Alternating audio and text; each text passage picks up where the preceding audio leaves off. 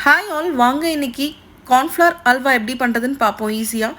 அதுக்கு இன்க்ரீடியன்ஸ் வந்து அரை கப் கார்ன்ஃப்ளவர் மாவு, சுகர் ஒரு கப் எடுத்துருக்கேன். இப்போ இந்த கார்ன்ஃப்ளவர் மாவை தண்ணி ஊற்றி நல்லா லம்ஸ் இல்லாமல் பால் மாதிரி தனியாக எடுத்து வச்சுக்கோங்க.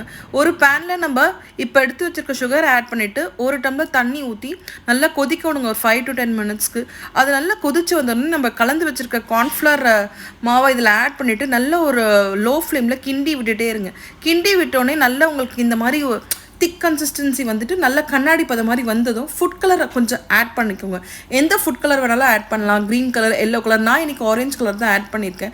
இதையும் நல்லா கிண்டி விட்டுட்டே இருங்க ஒரு 10 மினிட்ஸ்க்கு. கிண்டி விட்டோடனே நல்லா கிளாஸ் பதத்துக்கு அது வந்துடும். இப்போ நம்ம முந்திரி வெட்டி வச்சுருக்கிறத ஆட் பண்ணிவிடுங்க. இப்போயும் ஒரு 5 மினிட்ஸ் நல்லா சாட்டே பண்ணிகிட்டே இருங்க. ஏன்னா அதை அடி பிடிச்சிச்சுன்னா நல்லா இருக்காது. ஸோ சாட் பண்ணிவிட்டு தேவையான அளவுக்கு கீ ஆட் பண்ணிக்கோங்க. நான் வீட்டில் காய்ச்சின நெய் தான் ஆட் பண்ணியிருக்கேன். அதோட ரெசிபி நான் அப்லோட் பண்ணுறேன் இன்னொரு நாள். இதை நல்லா இந்த மாதிரி கண்ணாடி பதத்துக்கு வந்தோடனே ஆஃப் பண்ணிவிட்டு ஒரு பேனில் ட்ரான்ஸ்ஃபர் பண்ணிட்டு கீயை நல்லா இது பண்ணி விட்டுக்கோங்க, பரப்பி விட்டுட்டு இப்போ இந்த பவுலில் ட்ரான்ஸ்ஃபர் பண்ணிவிட்டு ஒரு 2 hours செட் ஆகணும். எனக்கு முந்திரி பத்தாத மாதிரி இருந்தது. ஸோ கிரேட் பண்ணி கொஞ்சம் முந்திரியை ஆட் பண்ணிவிட்டு 2 hours அப்படியே அதை கூல் டவுன் பண்ண விட்டுட்டேன். இப்போ நீங்கள் எடுத்து பார்த்தீங்கன்னா ஒரு யம்மியான சூப்பரான ஈஸியான கார்ன்ஃப்ளவர் ஹல்வா ரெடி. இது எல்லாருமே யார் வேணாலும் செஞ்சு பார்க்கலாம். கிட்ஸ்க்கு எல்லாருக்கும் ரொம்ப பிடிக்கும். ட்ரை பண்ணி பாருங்கள். பண்ணி பார்த்துட்டு எப்படி இருக்குன்னு சொல்லுங்கள். ரொம்ப சாஃப்டாகவே வந்திருந்தது. சப்ஸ்கிரைப் பண்ணாதவங்க சப்ஸ்கிரைப் பண்ணிக்கோங்க. தேங்க்ஸ் ஃபார் வாட்சிங்.